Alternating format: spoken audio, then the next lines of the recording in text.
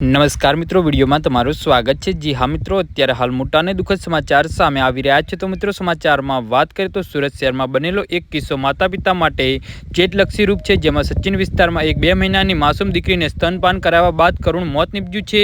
આ ઘટનાએ બાળકીના પરિવારને ઊંડા શોકમાં ગરકાવ કરી દીધો છે અને સ્તનપાન કરાવતી વખતે માતાઓ માટે ગંભીર સાવચેતી રાખવા પર ભાર મૂક્યો છે। જી હા મિત્રો, અત્યારે હાલ મોટા અને દુઃખદ સમાચાર સામે આવી રહ્યા છે।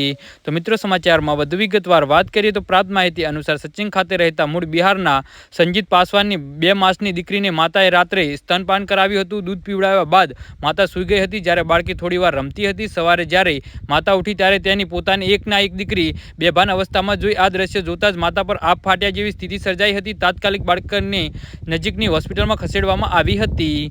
જી હા મિત્રો, અત્યારે હાલ મોટા અને દુઃખદ સમાચાર સામે આવી રહ્યા છે। તો મિત્રો, સમાચારમાં વધુ વિગતવાર વાત કરીએ તો જ્યાં ફરજ પરના તબીબોએ તેને મૃત જાહેર કરી હતી।